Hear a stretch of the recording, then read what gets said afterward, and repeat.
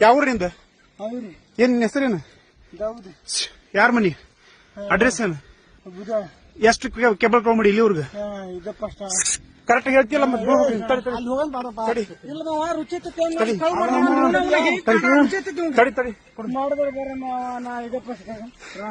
ಇಲ್ಲೇ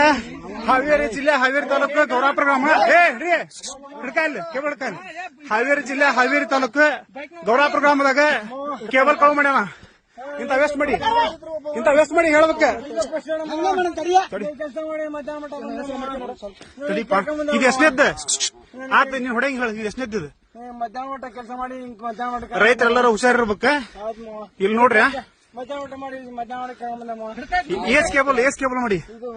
ಕರೆಕ್ಟ್ ಆಗಿ ಹೇಳ್ಬೇಕ ಎಷ್ಟು ಮಂದಿ ಮಾಡಿ